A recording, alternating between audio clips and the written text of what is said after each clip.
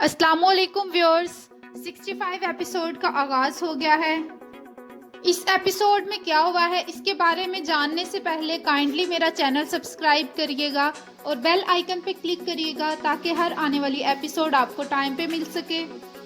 تو آج کے ایپیسوڈ کے بارے میں بات کرنے سے پہلے اگر آپ نے پچھلی ایپیسوڈ نہیں دیکھی تو ڈسکرپشن میں اس کا لنک ہے، پہلے وہ دیکھ لیں تاکہ آپ کو اس کی سمجھ آ سکے۔ تو چلتے ہیں آج کی ایپیسوڈ کی طرف۔ اسلحان کو سعادتین کو پیک کا خط ملتا ہے، وہ پڑھ کر پریشان ہو جاتی ہے۔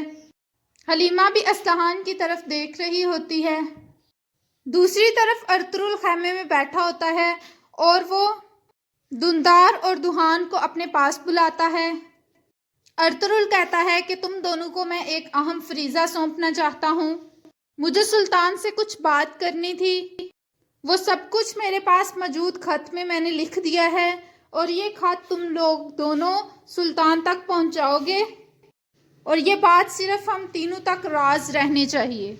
دندار اور دوحان کہتے ہیں جیسے آپ کا حکم بھائی۔ دوسری طرف حلیمہ اسلحان سے کہتی ہے کہ خط میں کیا لکھا ہے۔ اسلحان کہتی ہے وہ چاہتے ہیں کہ میں وہاں آ کر شادی کی تیاریاں شروع کروں۔ اسلحان یہ سوچ کر پریشان ہوتی ہے۔ حلیمہ کہتی ہے کہ تمہارا اس بارے میں کیا خیال ہے؟ اسلحان کہتی ہے کہ میرا کوئی خیال نہیں ہے، لیکن بہتر یہی ہوگا کہ شاید مجھے جانا چاہیے۔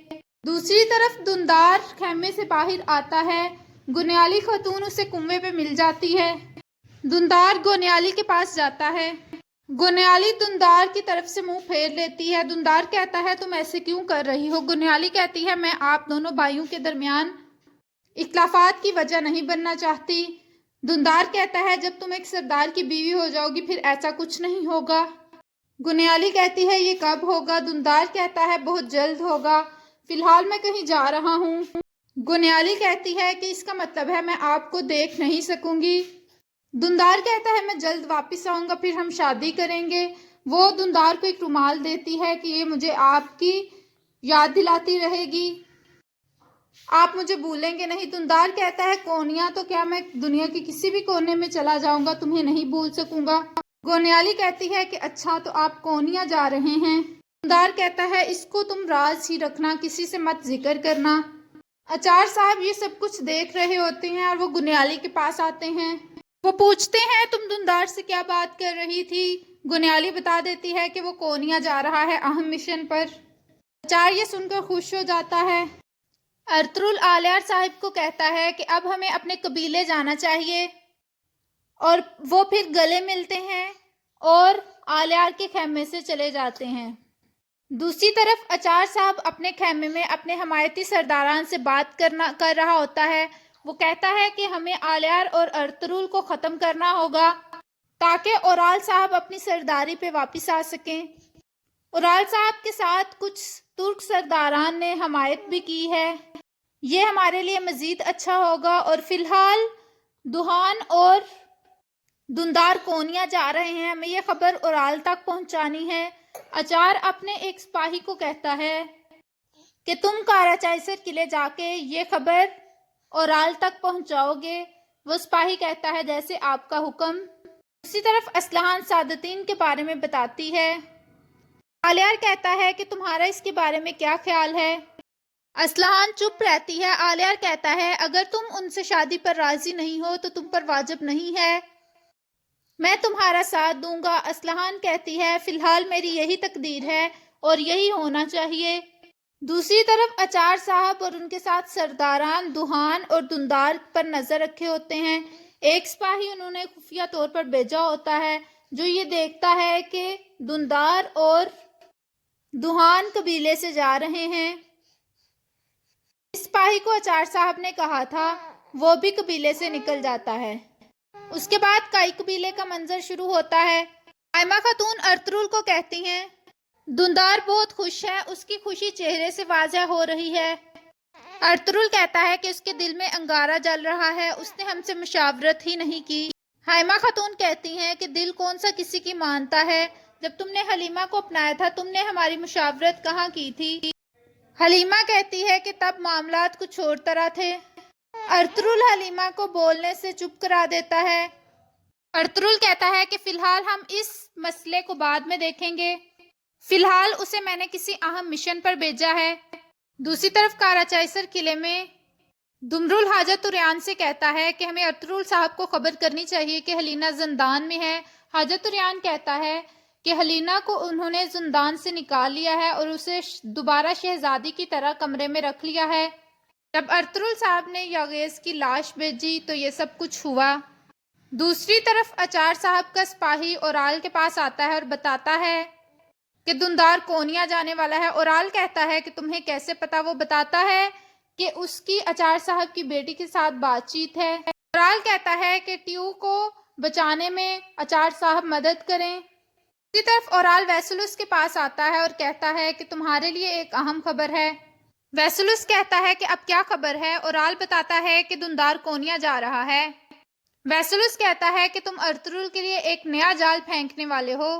میں نے جب بھی تمہاری مانی ہے تو میں پچھتایا۔ اورال کہتا ہے کہ میں نے تمہیں حاجہ طریان کے بارے میں بتایا اور اب دندار بھی میں تمہیں تھالی میں پیش کر رہا ہوں اور میں تمہارے ساتھ جاؤں گا۔ یہ کوئی جال ہوا تو ہم دونوں مریں گے۔ اس کے علاوہ میں نے اپنے سپاہیوں کو حکم دیا ہے کہ وہ ٹیو کو چھڑوا لیں گے۔ ویسلس یہ سب کچھ سن کر سوچ میں پڑ جاتا ہے۔ دوسری طرف جاودار قبیلے کا منظر شروع ہوتا ہے۔ اسلحان اور آلیار بیٹھے کھانا کھا رہے ہوتے ہیں کہ قتلوجہ آتا ہے اور وہ بتاتا ہے کہ اچار صاحب اپنے ساتھی سرداران کے ساتھ شکار پر گئے تھے، اس کے علاوہ وہ کہیں نہیں گئے۔ آلیار کہتا ہے تم پھر بھی اس پر نظر رکھو، اس کا شکار پر جانا بھی کسی وجہ سے ہو سکتا ہے۔ دوسری طرف اورال کو خبر پہنچانے والا سپاہی آ کر بتاتا ہے کہ ٹیو کو چھڑوانا ہوگا۔ اچار صاحب کہتے ہیں کہ اس کے کھانے میں چاقو رکھ دو، اس کے بعد وہ آگے سپاہیوں سے خود ہی نمٹ لے گا۔ اس کے بعد کئی قبیلے کا منظر شروع ہوتا ہے۔ ابن العربی اپنے خیمے میں بیٹھے ہوتے ہیں کہ ارطغرل سپاہیوں کے ساتھ آتا ہے۔ ابن العربی کہتے ہیں کہ اللہ تعالیٰ آپ لوگوں کا اتحاد اسی طرح قائم رکھے، اور پھر وہ ایک واقعہ بتاتے ہیں جس میں آپ صلی اللہ علیہ وسلم اپنے صحابہ کرام کو ایلچی بنا کر بھیجتے تھے اور ان میں سے کئی صحابہ کرام شہید ہو جاتے تھے، اور وہ شہادت کے فوائد کے بارے میں بتاتے ہیں۔ دوسری طرف ٹیو کا کھانا لایا گیا ہوتا ہے۔ قتلوجہ اس کا کھانا چیک کرتا ہے، وہ ٹیو کو دے دیتا ہے۔ ٹیو کی روٹی میں چاقو چھپا ہوتا ہے، وہ کھاتے کھاتے چاقو نکال لیتا ہے اور اس کے ذریعے اپنی رسیاں کٹوا کر وہاں موجود سپاہیوں کو وہاں پر مار کے گرا دیتا ہے اور بھاگنے کی کوشش کرتا ہے کہ اچانک سے وہاں قتلوجہ اور آلیار آ جاتے ہیں اور وہ دونوں اس کو دوبارہ سے پکڑ لیتے ہیں۔ آلیار قتلوجہ کو ڈانٹتا ہے کہ اگر ارطغرل صاحب کو پتہ چل گیا کہ یہ بھاگا تھا پھر کیا ہوتا؟ آلیار صاحب کہتے ہیں کہ اس نے رسیاں کس طرح سے توڑی ہیں۔ قتلوجہ بتاتا ہے کہ اس کو چاقو دیا گیا ہے، یہ شاید کھانے کے ذریعے دیا گیا تھا۔ آلیار کہتے ہیں اس کی پوری معلومات حاصل کرو۔ دوسری طرف دوحان بانو ججک سے کہتا ہے کہ بس کرو، تم تھک جاؤ گی۔ بانو ججک اداس ہوتی ہے۔ دوحان کہتا ہے کہ یہ اللہ کا رستہ ہے اور میں یہ سب کچھ اس لیے بھی کر رہا ہوں کہ ہماری اولاد کو ہجرت نہ کرنی پڑے، وہ اپنے وطن میں پل بڑھ سکیں۔ بانو ججک کہتی ہے کہ میں نے ہر دفعہ آپ کو خوشی سے بھیجا ہے لیکن اس دفعہ میرا آپ کو بھیجنے کا دل نہیں کر رہا۔ دوحان کہتا ہے کہ اللہ کے حکم سے ہی میں جا سکتا ہوں اور واپس آ سکتا ہوں، اور پھر وہ مذاق کر کے بانو ججک کو ہنسا دیتا ہے اور وہ آپس میں گلے ملتے ہیں اور کہتا ہے کہ ہم جلد ملیں گے انشاءاللہ، تمہیں پریشان نہیں ہونا ہے۔ اس کے بعد صبح کا منظر شروع ہوتا ہے۔ دوحان اور دندار مرکزی خیمے میں الوداع کہنے کے لیے موجود ہوتے ہیں۔ دوحان بمسی کو کہتا ہے پہاڑی ریچھ ہم جلدی ملیں گے۔ گندوز دندار کو کہتا ہے چچا جان آپ جلدی سے جائیں اور جلدی سے واپس آئیں۔ اب ہنسنا شروع ہو جاتے ہیں۔ اس کے بعد بانو ججک اور دوحان ملتے ہیں اور پھر وہ مرکزی خیمے سے نکل جاتے ہیں۔